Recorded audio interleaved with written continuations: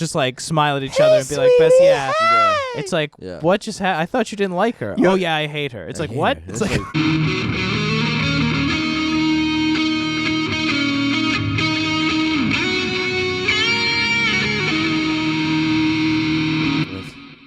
That. What, that song we listened to? That song? Nicki Minaj. Oh. It's up there, and you shouldn't do that. You know, I always get her confused with Ariana Grande. That's a very. I mean, they both. Well, now they're both like basically the same person, aren't they? Like, no. Dude, I don't know anything about these people. Yeah, no. These are not my people. Not your people. No. I thought they featured on a song together. They probably did. Fair. I wouldn't doubt it. I don't know what song that is, but I mean, there are some good things about. I say some. There's probably one thing that I know about Nicki Minaj that I give her a round of applause for is she actively donates a lot of her money to pay off student college debt. Oh, nice. So that's nice of her, and she looks at like people's transcripts, and if you have like 4.0s, she pays them off for you. Well, but not the fact that she makes an entire generation dumber with her music. I said there's one thing, okay? You gotta capitalize. You gotta make up somewhere, you know. If somebody's gonna do it, you might as well be the one to get the paycheck, I guess. Right? There's a butt for every seat. Yeah. Yo, stupid hoe. Yo, stupid hoe. Yo, stupid hoe. Yes. Well, fair enough. I mean, these things happen. Oh man. I want to know is how that song played on the radio. I don't. It didn't. Oh, it I don't didn't. think it didn't. No. Then how did it gain popularity? I don't know. Did you see the video? That's pretty much the definition of a viral video. Yeah, right. And she had like 12 bars of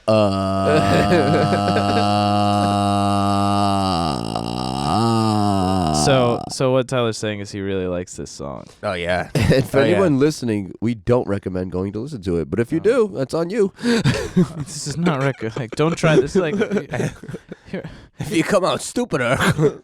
Remember those like MythBuster videos, and they have like the C4, and they're like, "Don't try this at home." And it's like, yeah, when I like find 10 pounds of military grade explosive, I'll be sure to not try that. Yeah. Listen, this is New Bedford. Hey, you're not even lying. There was like a few, like maybe 2 years ago now, there's like a couple kids that stole like dynamite sticks from the quarry. Nice. And they like ran around the neighborhood like letting off dynamite like underneath cars and stuff, like right in front of my house. Oh, wow. You know how terrifying that was? Sleeping in the middle of the night and then there's like a legit explosion. I don't know if you guys know. Yes. Yo, like, oh, that was bad. So they did that for like a week before they finally got caught. I don't even know what happened to them. How do you blow up cars for a week without getting caught? Well, the cars wouldn't like light on fire, but they would like, it was just like a legit explosion. But they did one in front of a house up the street over here and then like smashed all the windows. Oh, wow. It was like legit. Welcome to New Bedford. Don't play with dynamite, I guess. And on that note, welcome to the Life Podcast. I'm Tyler, and I'm here with Eric. What's up? Yo, and Benji. Hey, what's up? Yo. Yo. That's good. That was a great segue into that. Wonderful. I'm questioning how we're gonna make the massive transition to like the topic. Oh, I had to forgive those kids. Oh yeah, for waking me up. It's okay. I forgive you. There you go. Oh, wonderful. Transition completed. Yay. So the topic today is forgiveness. Wonderful. We're now like a 4-year-old television show. But yeah, that was like dude, that was like Nick Jr. Yeah, that was bad. Yeah. Well, I hope people are still listening. And if you are, that's cool. Welcome to Nick Jr. Speaking of Nick Jr., you remember Nick at Night? You know, what's his face? Oh, no. Like the brown... no. The Gabriel Iglesias... No, not Gabriel Iglesias. George Lopez. Yeah. Oh, okay. Yeah. That was a trip of a show. I love that show. Such a random show. George Lopez show? Yeah. What was that? Was it just called George Lopez? I think so. That's what it is. Yeah, no, that show was funny. Yeah, I never saw it. You didn't? Not really. He's funny. George Lopez is funny. It might have aged I don't really watch his but I thought it was stand up, but you did a really good job on that show. Mm-hmm. You got me laughing a lot. There was a group of interesting characters. I just feel like that's the first thing that came up when he said Nick Jr. was George Lopez. not face. Not Nick Jr. Rip face. Oh man, that's a hit for George Lopez. Oh, you remember the other guy? Yeah, I remember just a plain face from Nick Jr. Come on. The plain face from Nick Jr.? Yeah, he was like maybe that was before your time, but it was like Nick Jr. just like the host was just like face, and it was just like a face on a colored background. It's a high budget network. I vaguely remember that. Oh, you gotta do it. Oh, I remember when Nickelodeon had a host. Like, no, was that Nickelodeon? What do you mean they had like a host? Like it was like a dude who would like announce the next show. Really? Yeah. No, I don't remember that. No? That might have been after. Yeah, That might have been after your time. Yeah. Like, that's a few years after Post Malone was born. You know what I'm saying? Post Malone. yes. That's like, I don't remember how many episodes that was. Post Malone released a song. Oh, yeah. Yes, Lyrical masterpiece. Oh, jeez. Took 7 writers to write. I don't remember the last time I listened to a song, heard like the second line into the song, and laughed for the rest of the verse because it was just the most absurd line. I can't say what the line is. We're talking about that yesterday. What about Hobo Johnson, guys? I never even I looked. You never even heard of him, the music guy. No, I never heard of Hobo Johnson until yesterday. No, he's pretty. I ended up like catching him. Like he was like a suggested video next on NPR Tiny Desk. Okay. And I don't know. I saw like one video of him and I was like, wow, this kid is super vulnerable and just really? his style is unique. It's just way.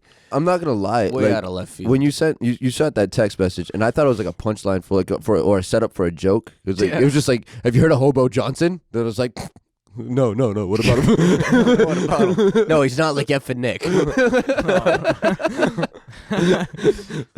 I felt like, and then we looked up like the GIF. I was like looking, this has to be some joke thing. So I looked it up, and there was just a picture of a dude, and it was Hobo Johnson. Little did we know, because then I Googled it, and then I was like, oh no, he's a singer. He's like a legit singer. And then that's where the conversation kind of ended. It was like, oh okay, and then that was it. And then we went back to work. Maybe I should have sent you a video or something. That's okay. I forgive you. All right, so talking about forgiveness, you guys were the ones who brought the topic up as I walked in here a little bit late this morning.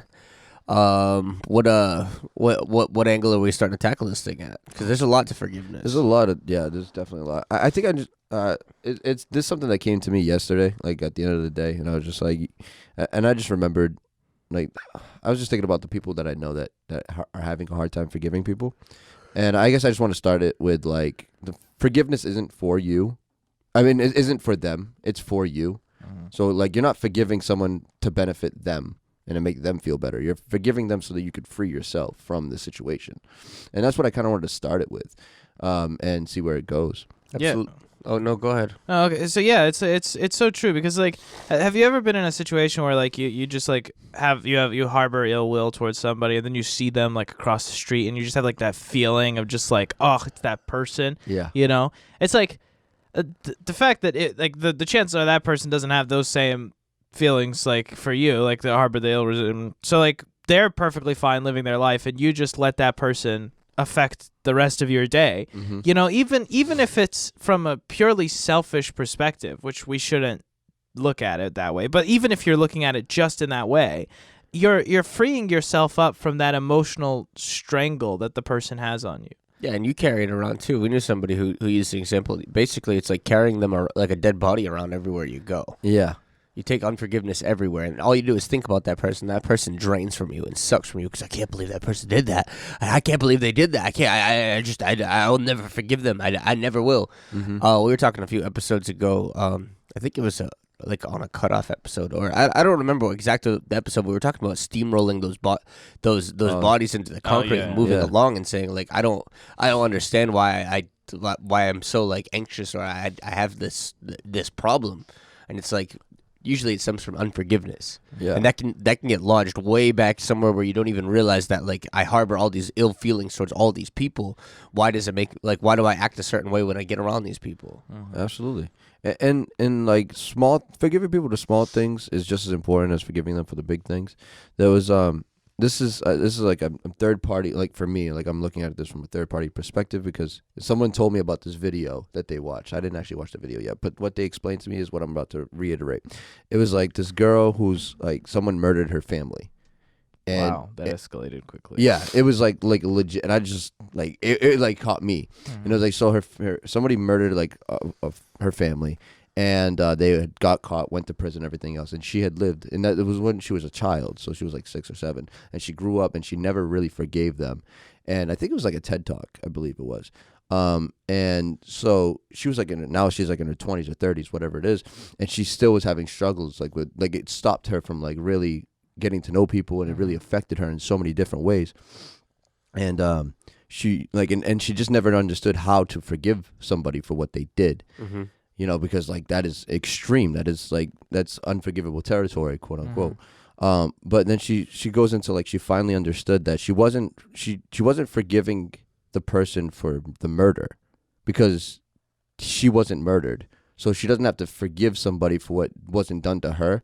She just has to forgive them for what it made her feel and what it actually affected her. And it is the person who was murdered, that's their responsibility to forgive for the murder part.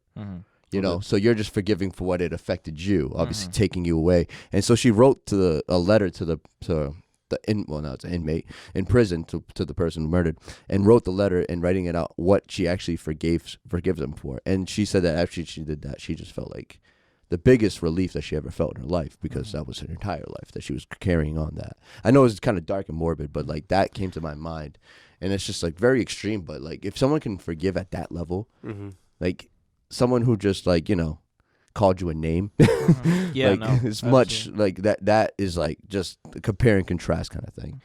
Yeah, that is an extreme example, but that highlights exactly what we're talking about with the idea of like she couldn't move forward until she forgave this person. You shut the chapter in your life, and on a more like relatable level, I guess it would be like, how many times do you think of, oh, I don't want to go to this area, or I don't want to go to that street, or I don't want to go to that specific restaurant because I know that person hangs around this place and does this thing. It's like you're shutting down a portion of your life because of an event that happened to you, or a person did something to you and you haven't forgiven them for it.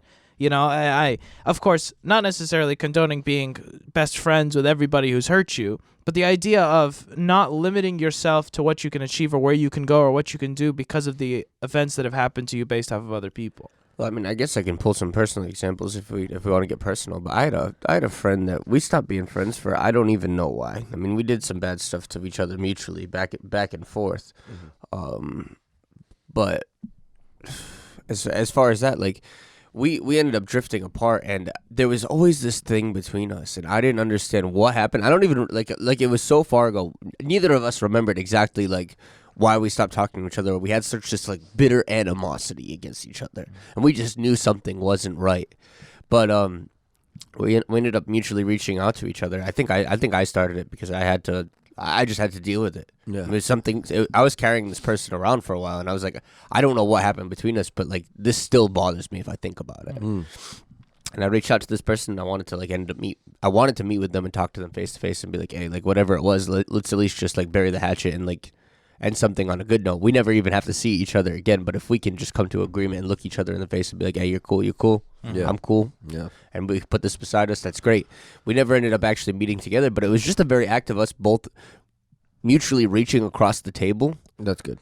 To be able to be like, hey, like I was willing to meet with you and you were willing to meet with me. That was enough. Honestly, that was it. We didn't even have to talk about what happened because neither of us remembered, but both of us apologized. That was it. I never have to see that person again.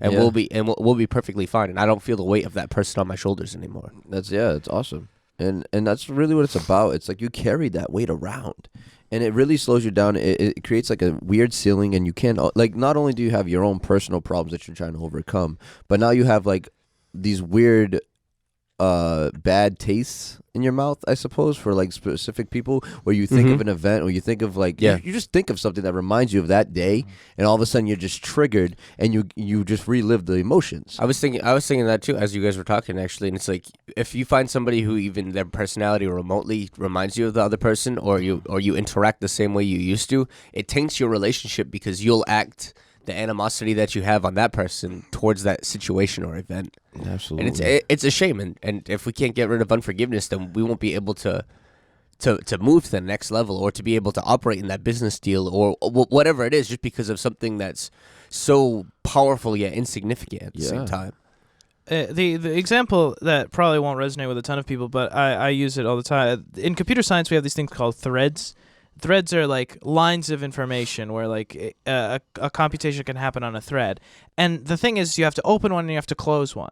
or you're supposed to close them. But a lot of engineers just don't close them when they're writing programs. So what you get is a program that creates a bunch of threads that are never closed, and it just slows the whole operation down to a screeching halt. And it's the same thing in our lives. If you have too many open threads, if you have too many events that are done working but aren't closed events, it'll slow down the rest of the things that you can achieve. And I see it a lot, and I've done it in my life where it's all like, okay, this is done, but nobody's gonna just talk about it and everything. It's still open, like there's still like things going on, but it's like you just try to ignore it, and that's just not a healthy thing to do. You have to close the chapter. Yeah, absolutely. And we're gonna take a quick break, and when we come back, we'll put a topper on that and keep going. So stay tuned.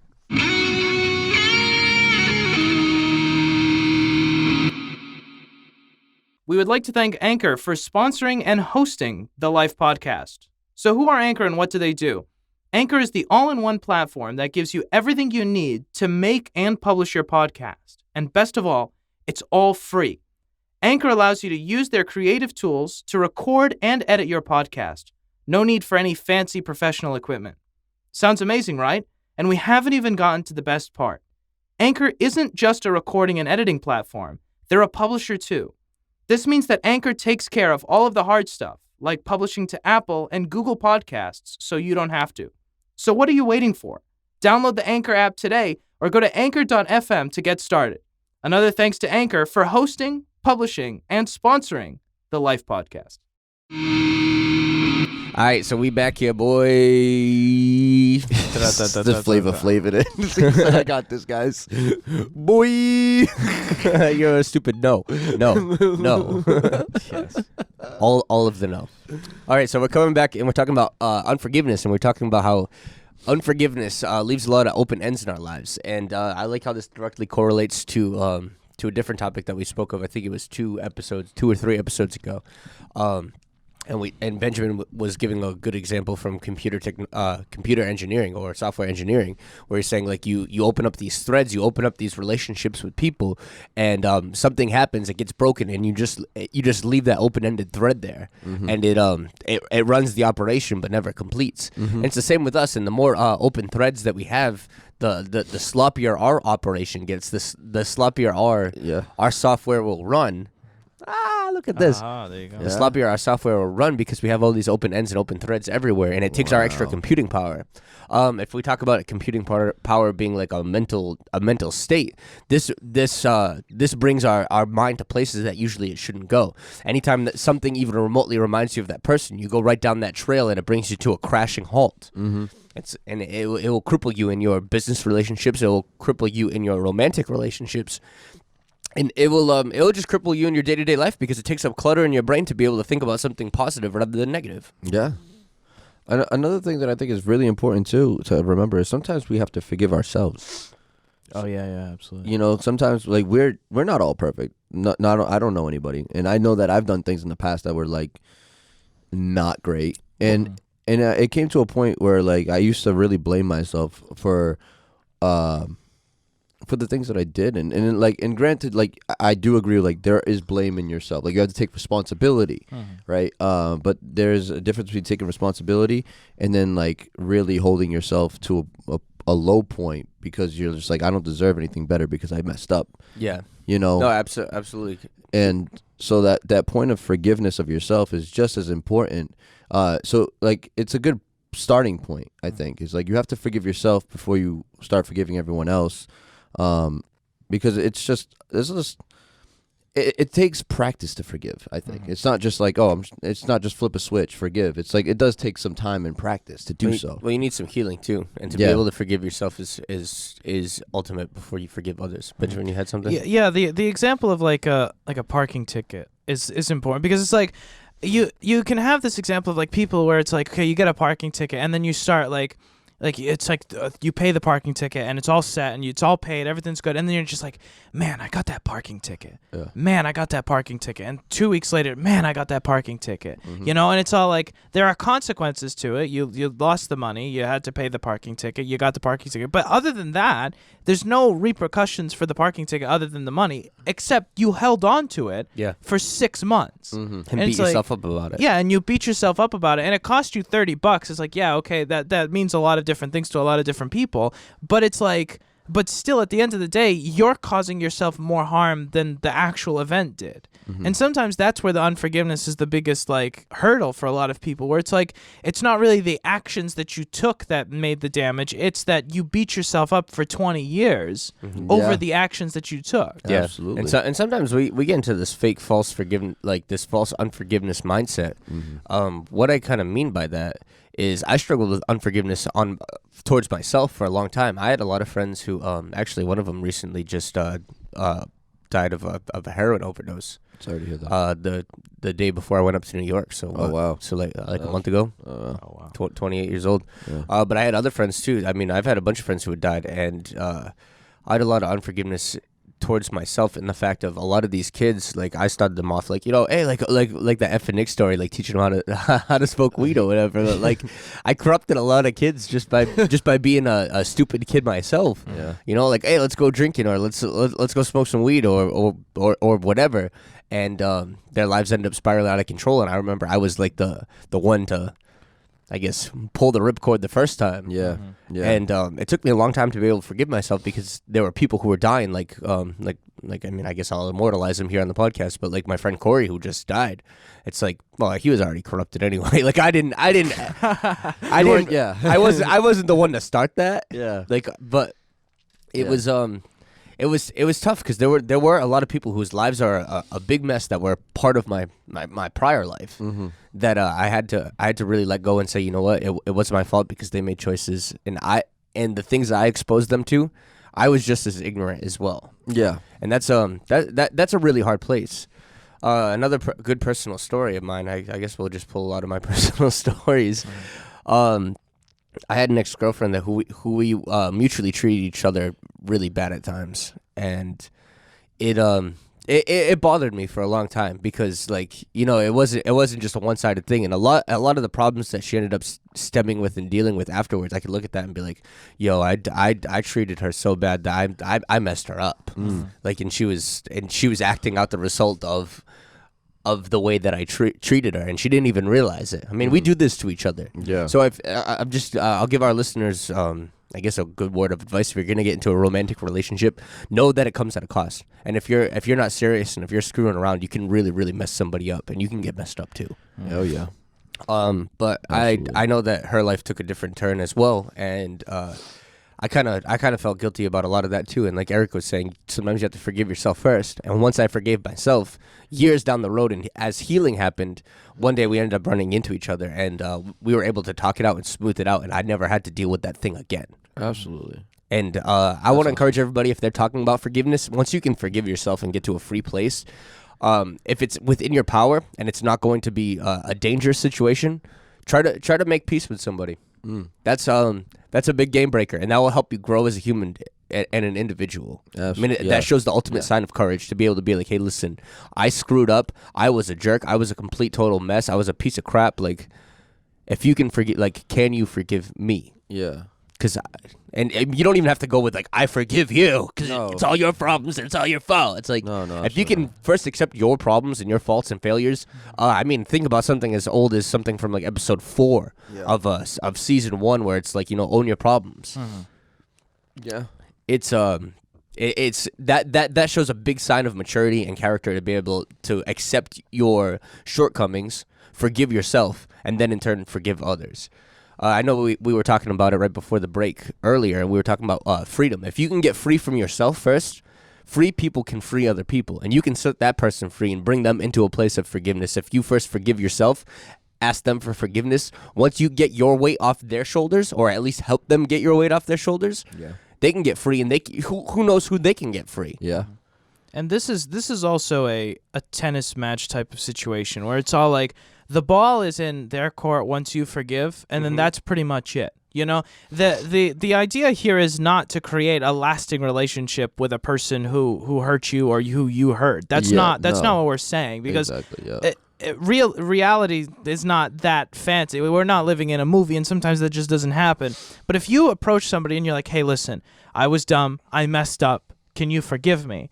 Even if they say no, that's fine. You're done. That's on them. Hands are washed. You know, it's like you're playing a game where it's like, I need to like leverage what I have. You know, I can't force you to forgive me just in the same way, because then you spiral down into some of the issues that you had in the first place. You know, it's like I can't force you to forgive me, so I'm asking you to forgive me. If you can't forgive me, that's on you. The ball's in your court now. Yeah. You know? And another thing that's important to remember is I don't think the healing starts until forgiveness happens. Nope, can't. It's just impossible. It's an open wound. Exactly. It stays in an open wound until you can forgive. So keep that in mind. Like, the longer you hold on to something, the longer you're prolonging your own healing. Mm-hmm. You're keeping yourself somewhere. Your pride is holding you in a place that's not letting you get better. And that's why pride can get in the way. And that's what ego does. And this is something that we always have to keep in check, because things are going to happen. People are going to make you mad. You're going to make other people mad. You're going to make mistakes. They're going to make mistakes. It's just a part of what we do as humans. So keep that in mind. And like, most of the things that happened probably weren't malicious. And like, it wasn't like someone truly, well, there are some situations that were, but for the most part, and I'm talking like just majority, like the things that happen and somebody upset you, they don't even realize they upset you. A lot of times. Yeah. It's just like, but like, they don't even, it goes all the way back to like, you didn't draw the lines in the sand, or you didn't draw the lines in your life. So people crossed the lines that they didn't know were there. And now you get offended, and now you hold this weird grudgement towards them. This weird grudge towards them. Shout out, Mike. And now this unforgiveness inside of you, because if you keep it going, all of a sudden, like Benji was saying, you leave all the threads open in your life. Before you know it, your system is slowing down. You don't even know where to start. And you talk about pride too. It's like, oh, I won't forgive that person until they come to me for an apology. I have a controversial opinion, and I'm sure you guys will agree with it, though. A lot of people like to say, like, oh, you know, like, go and apologize and say you're sorry even when you're not sorry. I'm not an advocate for that, because it waters down the meaning of I'm sorry. If you're sorry, then you can apologize. It takes a big person. It takes a lot of courage to be able to go to somebody first. If you can have that self-realization, have that forgiveness in yourself, and then actually be sorry for the deeds that you did, or at least are willing to go apologize about it, then swallow that pill, and then you can be the first person to go and apologize. Instead of, no, they have to come to me. Yeah. If you never reach out first, I mean, if you reach out and they don't want to reach out to you, that's fine. Then the ball's in their court, like you're saying, that tennis match thing. But to be able to first recognize what you did, be sorry about it, and be the first person to go apologize, that is a huge recipe in the path of forgiveness. Absolutely. And most people will answer. That's like, yeah. Most people don't even remember what happened. Yeah, and that's the amazing part, is like most of us have like these weird grudges towards people that you don't even know how it started. It's true. And to build off what Tyler was saying, facades are not helpful. No. Facades are not helpful. Don't be fake. In general. So it's like, especially when it comes to an issue where you already have a problem with a person, or a person already has a problem with you. If somebody already doesn't like you, there's no point in trying to put up a facade to make them like you. They're not going to like you either way. So at least be genuine with the person that you're trying to ask forgiveness from. Or you see that all the time. We talk about like I mean, think about, go back to like going to like a Catholic church service or whatever. You see all these people and they're all like, oh, smiley, hi, how are you, brother? Some and so, some of this and this, that, and the other thing. And they go home, oh, that person, they're an effing piece of crap. Yeah. Like, oh, you know what they did? Oh, that kid's in drugs. Like, oh, like, basically. No, but that's really what it is. And religion will do that. And you can see that, like that big fake facade when I look at you in the face, like, oh, everything's fine and everything's good. But then in the secret depths, or like the hidden place at home, it's like, yeah. Yeah, that's absolutely true. Don't be fake. Or even like just off of this vein of being fake, the idea of fake friendships or fake just things in general. You know, I mean, I guess we can speak for girls. Girls are really good at that. A lot of them, they will have friendships and they will tolerate friends that they don't like and be fake to each other's faces for years and years and years. It's a skill. It takes a lot of energy. I don't know. I don't have that kind of. Maybe they just have more patience to do kind of mean stuff. Girls. Yeah, they make movies about it. Gonna watch Lindsay Lohan. Rip Lindsay Lohan. No, but it is true, and it's like it's a tough situation because it's like it's interesting because like men will be like, okay, I don't like you. And then they just won't interact with you. They'll just look at you from like across the room and then just like walk away, and then that's it. Yeah. You know, it's like it's interesting to observe like I've seen it multiple times. Women who just hate each other, just like smile at each other and be like, "Best, yeah." It's like, what just happened? I thought you didn't like her. Oh yeah, I hate her. It's like, what? It's like you ever see that meme online? There's like guys' interactions, like their friends are coming over and it's like, hey, you queer, like hey this that, like they just call him like the worst things imaginable. And when the kid walks over, he's like, hey, I love that guy. He's a really good guy. He's so genuine. And girls like they're like, oh hey sweetie, hey, when the girl walks up to their face and then they walk away and they chew them apart behind their backs. Yeah. But I mean, really, that's. I guess that's a fundamental difference between guys and girls. Yeah. And I'd hate to tear apart our own culture, but like Portuguese culture, they're like the older generation. They are really good. Well, that's why I went down that like religious route and everything, because that's the number one thing that like goes to my mind. Portuguese culture is really like Catholic and everything, and that is like the number one like religious facade is like I'm so holy, I'm so good, but then you know what so and so did behind me. Yeah, it's like, and it's not even like we're talking about random, like we're talking about our families. Yeah. And it's stuff that we grew up around. Yeah, and it's the whole culture where it's all like, oh, you got the fancy plates and all the fancy things, and everybody eats off like this 15-year-old silverware, and it's all like this. You gotta buy two, guy. Yeah. The crystals all out for show, and then everybody uses like the cheap stuff, and it's like it's interesting. Like that's how deeply engraved that is into the culture. Yeah. Where it's all like, oh, the whole point is to look as rich as possible, rich and posh as possible, and then use absolutely nothing. And we talked about it too. We used there's a good facade Portuguese people. I mean, this is going back way in season 1, but you make the front of your house look really, really, really nice, really, really opulent and vast, but the backyard all concrete. Yep. Yeah. It's just dead. Yeah. And it's the same with Unforgiveness, and especially if you're fake about it. It's like, oh well, I'm so prosperous in the front. Oh, we're so good. Yeah, everything is fine. But if you never forgive, you're dead as concrete in the backyard. Yeah. It's very, very aggressive. But that's very accurate. I love it. And we'll get back with the last jingle. We'll be right back. Stay tuned. Oh, but now we are. Okay, so this is experimental, but we're moving into the new practical life application. Hey. So what we were talking about during the break, like we'll get better at that. I know someone. We're trying. I know somebody, and if you figure out who it is, please don't. George Jetson. I know somebody who had a partner who died, and they were not on good terms when one of the people died. And now this person has an issue developing relationships with people because they were at a bad place with their ex-partner when they died.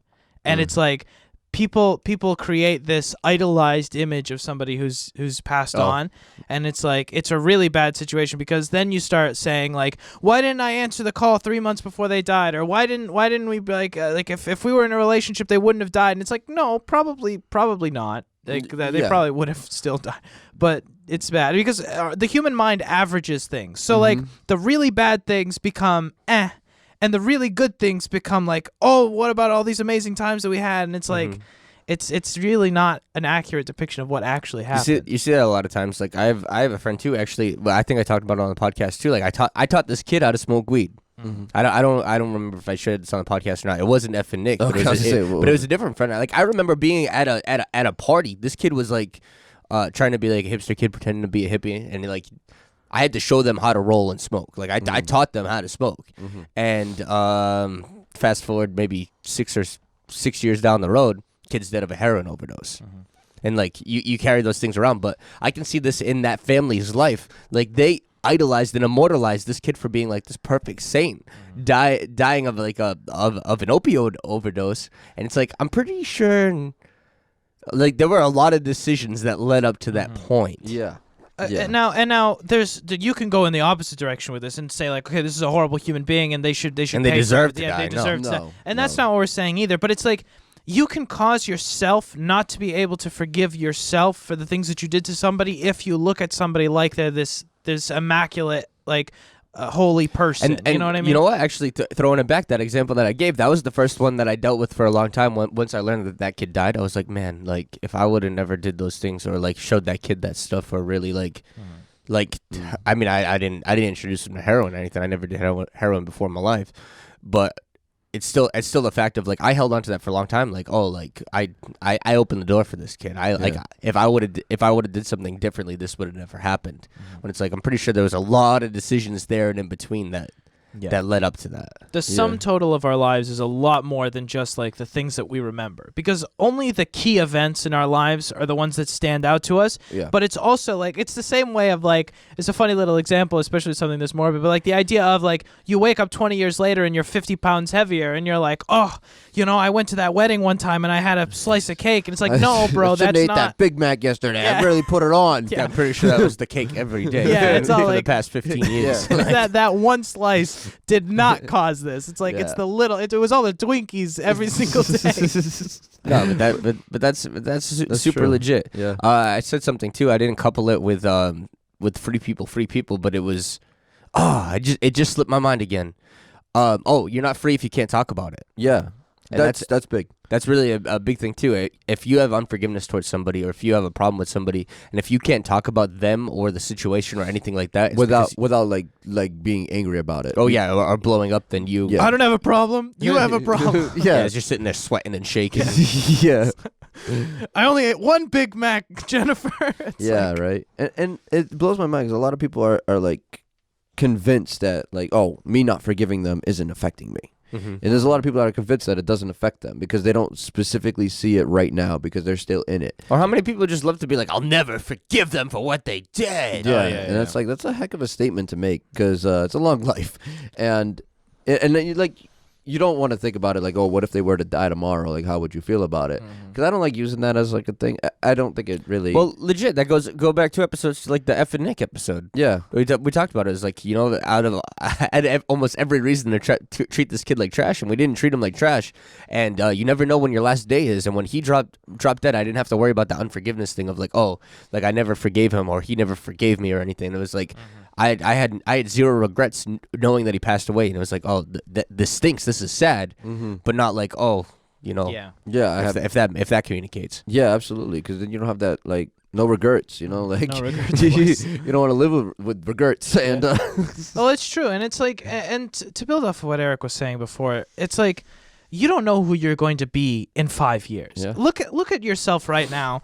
Subconsciously, you don't have to like physically look at yourself, but or like the idea, or physically look at do? yourself, it doesn't What are really you make gonna a do? difference. Yeah, like look at yourself and say like, where was I 5 years ago? How much have I changed in 5 years? And assume that you're also going to change that much in another 5 years, and then 5 years after that. It's like humans are dynamic creatures. We change so much over time, and to make a statement and make absolute statements like, I'm never gonna forgive this person, or I'll never do that thing, or I'll never like. It's like that's a very dangerous type of statement to make. Another thing to remember is like we kind of mentioned it in the last block, where it was like just because you're forgiving them, that doesn't mean that like you're gonna be best friends again. Yeah. Remember, it's like one of those things where you forgive them for what they did, but you don't like put yourself in a situation where that happens again. You know, like if you got betrayed in some way. You want to forgive them for betraying you, but you don't want to let them back into your circle to give them the opportunity to betray you again. That's not what we're saying, because that's just putting yourself in a loop, and now you're living in a cycle. You have to learn from what happened, because the things do happen for a reason. Yeah. So you learn from them, but you forgive them for what they did, but you don't let it happen again. I think an easy place to be able to look at it from, to be able to learn. Well, first you have to get yourself free from the situation so you can look objectively without emotion or sentiment to it. Benji and I, we've talked about this a bajillion times, but it's like, you know, if you look at that person, you're one bad decision away from being just like that person, or being in their shoes. Absolutely. I mean, you're seriously just one decision away from acting just like them. And all of us, that's a key secret to even humility. It's like, anybody you look at, first you know that they actually have intrinsic value because they're a human being no matter what they've done, and that you're only one decision away from being in the pit that they're in right now too. Absolutely. The idea of unforgiveness and you said oh man, I forgot the word for it, but whatever. Humility. The idea is like the core concept is assuming that you're better than the other person. And it's like the assumption that says, okay, I'm a good person, so they should not do that to me because I deserve more. And humans have basic human rights, but this concept falls into like, I'm never going to forgive them because I'm a better person than they are. Right. You know, and it's like, if you start to think of yourself, how many mistakes have we made? And this is, you can also cross into like beating yourself up over this issue as well. But if I want people to forgive me, Why can't I go and forgive somebody else to do something? That's number one. You know what? That really falls down to like. Oh man, sorry, I'm tripping on my words, but it's like forgiving others so that you're forgiven as well. If you can't forgive yourself, you know what I'm saying, then you can't forgive. Yeah, you reap what you sow. You know, if you're not willing to give up forgiveness for yourself or for the people around you, like you can't expect people to forgive you. That's really important to remember too, because it's just a big part of it. Like you can't expect for people to just give you something that you're not willing to give out yourself in any aspect. It doesn't matter what it is that you want to talk about. You can't give what you don't have. Yeah. And the glass house thing, where it's all like, if you go around harboring unforgiveness for people, how do you expect people to not harbor unforgiveness for the things that you do? Because we're not going to live okay, if we could live our lives perfectly and offend nobody and do nothing that anybody would care about, then okay, that's fine. If you want to harbor unforgiveness, whatever. But the idea that we go about, every single day I probably offend somebody, you know? And it's like, if I was like, okay, somebody doesn't want to forgive me, like if nobody forgives me, I'm gonna burn more bridges than I have, you know? And it's like, I have to forgive you if I want to be forgiven in like a socioeconomic way. Exactly. Absolutely. Yeah. No, that's really good. And I'm glad you said that, because like a lot of I can relate to that. Like I offend people on accident all the time. Yeah. I'm pretty sure. I mean, I said some offensive terms in the podcast today that in this PC culture, like I'm pretty sure somebody might get triggered if they listen to this. You know, and you know, and we're sorry. Like we don't mean to offend anybody. That's never our first intention. My intention wasn't to offend you, but I'm not sorry for anything. No, that I said. yeah, exactly. I'm not sorry for anything that I did or what I said or what it is. Everything happens for a reason. But you know, I do always feel bad for like the way people take what you do, in some way. But anyways, that's a whole nother topic. But yeah, no, forgiveness is well, it's based off of the that phrase you just said. The way that people take what I do is important, and it's like the idea that it not so. Most people, we have somebody we know who says this a lot. We actually reference him a lot on this show. But the idea that he said, nobody wakes up in the morning and says, how am I going to offend Tyler today? I mean, unless you're like a real like sociopath. Yeah. It's just that you have an extreme mental disorder. It's like, how am I going to destroy these people's lives today? Exactly. Yeah, if that's your first thought, please check yourself. You should seek medical attention. Yeah, please.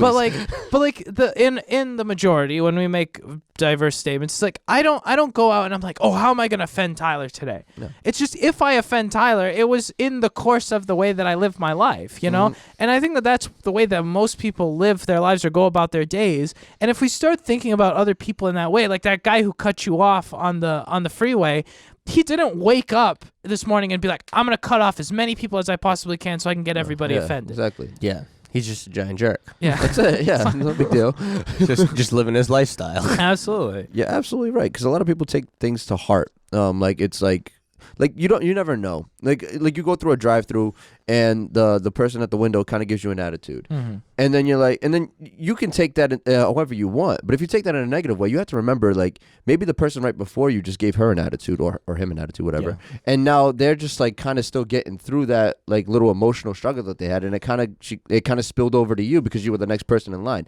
Like it's not that this person was an awful person. It's just like they should get a job if they don't like what they're doing. No, it's not about that. Maybe they just maybe their manager just said something. You know, it's like there's a stem of things like where things are all connected, and it doesn't always like the world doesn't revolve around you unless it's Benji. But yeah, right. But it's true. It's true. Yeah. So it's just that's another thing to remember when someone offends you. Like you don't know what they just, especially if like you just walk into a situation and someone offends you. Like something probably happened outside of that. Or I mean, you talk to anybody who's in like customer service or like phone relations or anything. You have people who just call up and they'll take out whatever kind of day they had on you because they dropped a pencil down the drain or something. Like that's such a weird example, but I hate when that happens. I don't know where that came from, but seriously, there are people who call up and scream like on the other side of the phone for something that you did not do, and if you carried that around with you because that person like dumped their garbage bin like out at you, in metaphorical speaking, then shame on you. And that's where forgiveness comes in. It's like, yo, I forgive this person. Like obviously they don't know what they're doing. Yeah, and another. I feel like there's always another thing. There's a lot that goes into this. But it does take practice. Forgiveness is not. It's a discipline. It is a practice. You have to consciously make it. It's a choice. Yeah.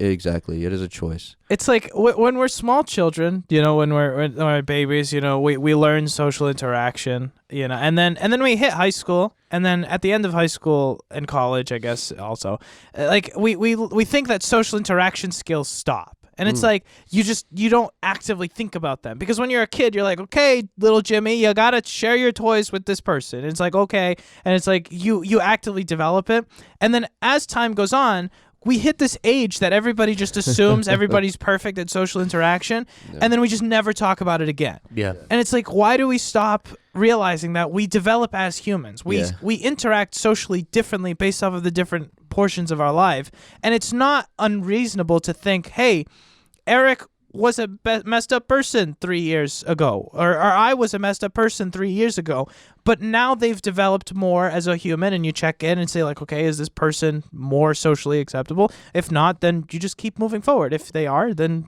do whatever. And there are some people who like how black and white that was. It was good. They're almost perpetual, like in that state. And we talked about this in that episode way back. You can be a grown but still not be an adult. Yeah, that's really what it is. They could be as messed up and socially awkward as a 15-year-old teenager because they never had any forgiveness or had any place of growth since then, whether it's socially or anything. And this is a really good topic. And if anybody wants to look a little bit more into forgiveness, go over to the studio page, and I'm sure we'll have extra materials that will be released shortly about unforgiveness and bitterness and things like that. Absolutely. So just remember, forgiveness starts with you, and it's a practice, and that's really what it is. That's it. That person that you're thinking of, Jennifer, forgive them. I don't know. You go. For putting soy milk in your latte. Rip. Thank you for listening to the Life Podcast Show. We really appreciate all your support. We meet every Monday, Wednesday, and Friday morning just to talk and share our perspectives on everyday life situations. If you haven't already, please share this with your friends and give them a chance to join the conversation. Also, if you liked what you heard today, rate our podcast. The higher the rating, the longer we can keep this going. And a special thanks to our future sponsors that will soon partner with us on this journey. If anyone would like to contact us, please email us at thelifepodcastshow@gmail.com. One word. That's thelifepodcastshow@gmail.com. Be blessed and have a wonderful day.